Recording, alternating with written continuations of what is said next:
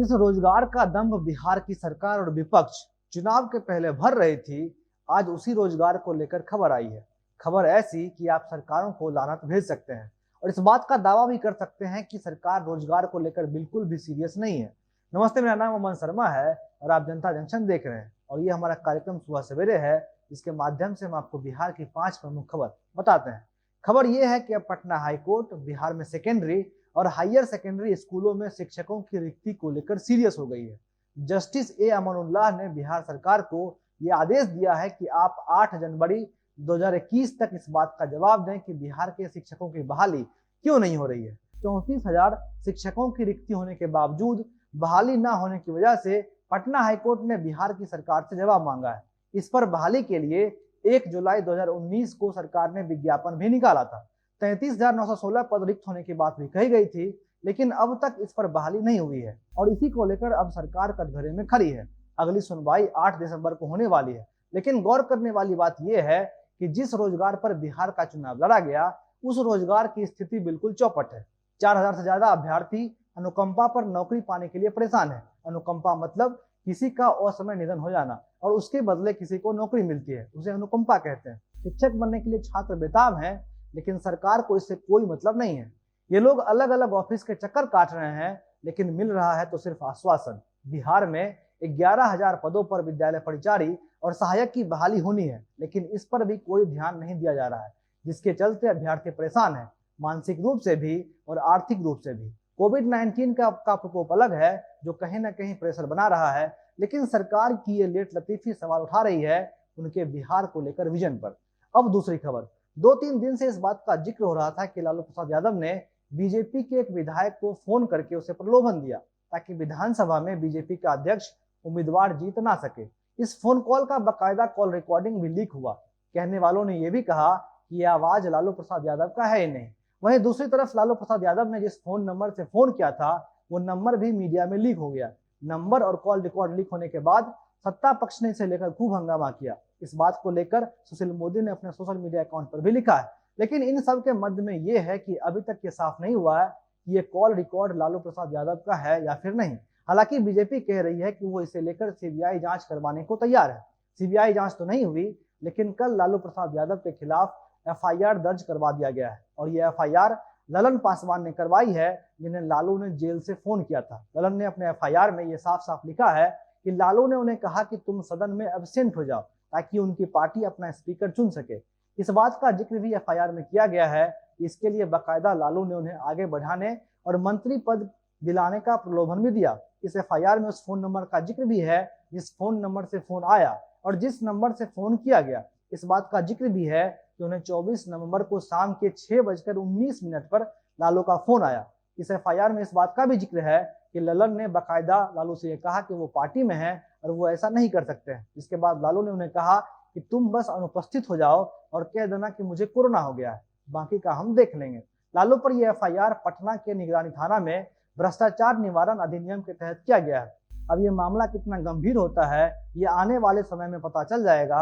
हालांकि जितने भी आरोप हैं उसकी पुष्टि हम नहीं कर सकते हैं, लेकिन इस एफआईआर से इस बात का इशारा मिलता है कि कुछ तो गड़बड़ झाला जरूर है।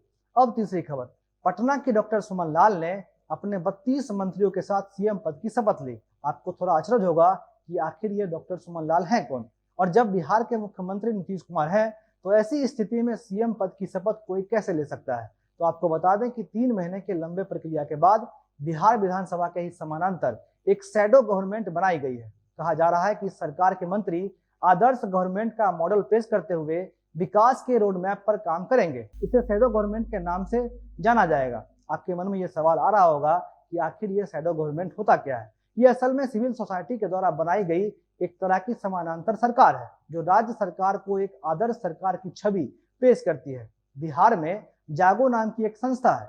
इसी संस्था के अंतर्गत इस शैडो गवर्नमेंट का गठन किया गया है। इस सरकार में बिहार सरकार के तर्ज पर ही मुख्यमंत्री और उप मुख्यमंत्री के साथ बाकी का मंत्रिमंडल भी रहेगा। शैडो गवर्नमेंट के मंत्रियों, उप मुख्यमंत्री और मुख्यमंत्री को रिटायर्ड एडीजे वीरेंद्र पाठक ने उनके पद और गोपनीयता का शपथ दिलवाया है। उप मुख्यमंत्री के पद पर देव ज्योति मुखर्जी ने शपथ लिया है। आपकी जानकारी के लिए बता दूं कि विश्व के कई देशों में शैडो गवर्नमेंट की परंपरा चली आ रही है और भारत में भी इससे पहले 3 बार इसका प्रयोग हुआ है, लेकिन बिहार में इस तरह का प्रयोग पहली बार किया जा रहा है। इस सरकार की मदद से संस्था आमजन और बिहार सरकार के समक्ष बिहार के विकास का रोड मैप रखेगी। गृह मंत्रालय का पदभार इस शैडो गवर्नमेंट ने डॉक्टर अखिलेश को दिया है। अभिषेक मिश्रा को कला एवं संस्कृति मंत्रालय दिया गया है और इस सरकार के जरिए एक आदर्श सरकार को चलाने के लिए कार्य योजना, कार्य पद्धति और नीतियों के मॉडल को प्रस्तुत करने की योजना है। बिहार के लिए वाकई में ये शैडो गवर्नमेंट वाला फॉर्मूला नया है और आगे देखना और भी दिलचस्प होगा कि क्या इस सरकार द्वारा पेश किए गए किसी भी मॉडल पर बिहार सरकार सोचती है या फिर नहीं।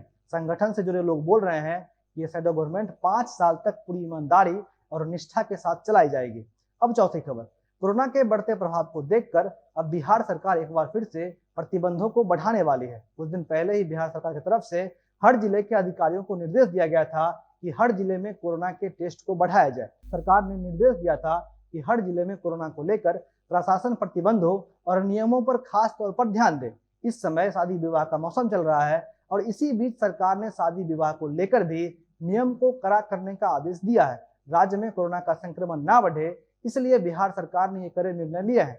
बिहार सरकार ने यह फैसला किया है कि शादी में बिहार में 100 से अधिक लोग शामिल नहीं हो सकेंगे। गृह विभाग के अपर मुख्य सचिव आमिर सुब्बानी ने यह बयान दिया है। यह नियम आज से 3 दिसंबर तक के लिए लागू किया गया है और इस गिनती में बारातियों के साथ साथ वेटर और काम करने वाले लोग भी शामिल रहेंगे। इसके साथ ही सड़क पर बैंड के साथ बारात निकालने की अनुमति नहीं होगी।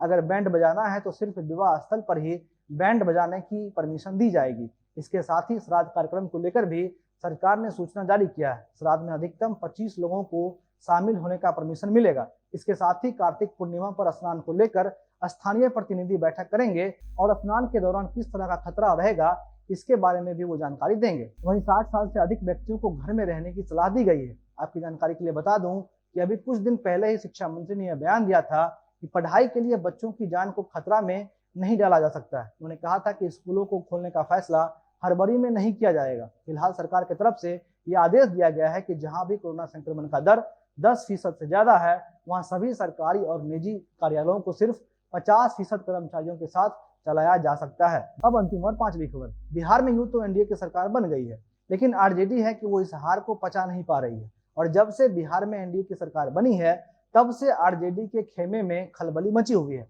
महागठबंधन अभी तक इस बात को समझ नहीं पा रही है कि जब सभी चैनल अपने एग्जिट पोल में उनकी सरकार को बनते हुए दिखा रहे थे तो अचानक ये कैसे हुआ कि एनडीए की सरकार बन गई।